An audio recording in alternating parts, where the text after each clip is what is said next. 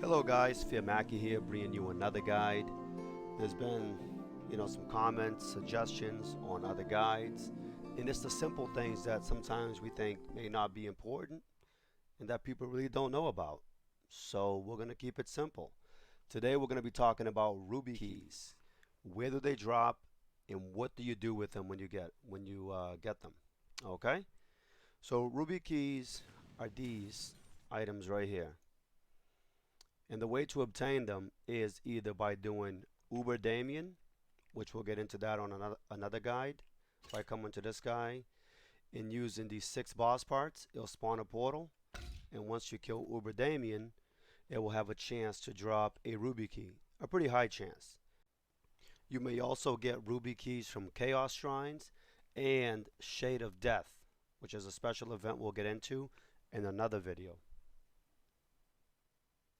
Another way to get ruby keys is by killing any of the act bosses, okay?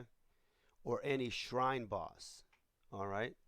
Also, in wormholes, the bosses at the end also have a chance to drop a ruby key, or the treasure goblins has a chance to drop a ruby key. I actually got one from a treasure goblin inside a wormhole, okay? And that's how you get them.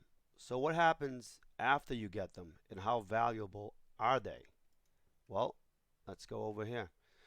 Once you get a ruby key, you come to Act 6, Dawn's Chapel, teleport there, and there will be a magic ruby right here.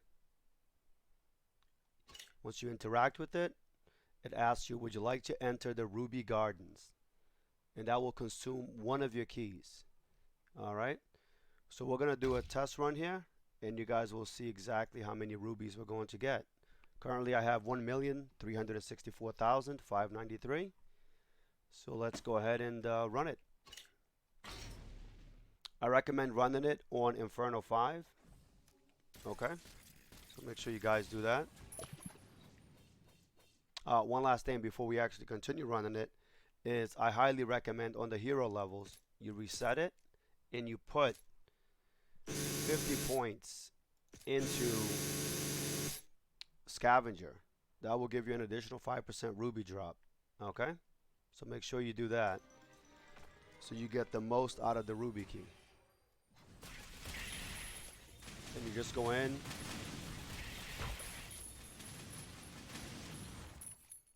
and just knock them out.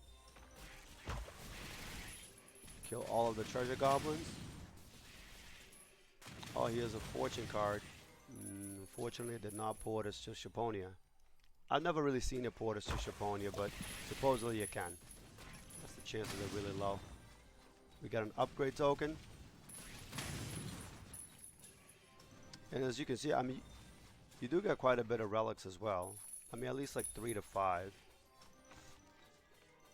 And then at the end, once you clear all of the treasure goblins, there will be a red chest that spawns in the middle.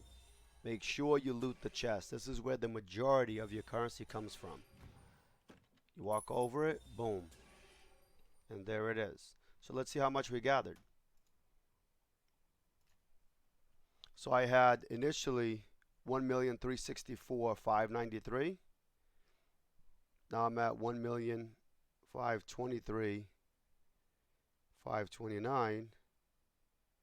That's 158,936 rubies. Not as good as I wanted it to be, but on average you get between, we'll say, 130 to even 250,000 rubies from these realms. They're very lucrative, and the keys themselves also sell to the market between 130 and 100 and, I would say, 50,000 rubies. People sometimes will buy them to take the chances that they will get 200 or 250,000 rubies. So it's a risk, but it can pay off. Alrighty? So next time you get a ruby key, make sure you hold on to it and make sure you use it wisely. Whether you sell it for 130,000 plus or you come into the realm yourself, you're going to get rubies. Another note is you can only come into this realm solo. You cannot do it in groups. Alrighty? So we'll see you guys on the next one.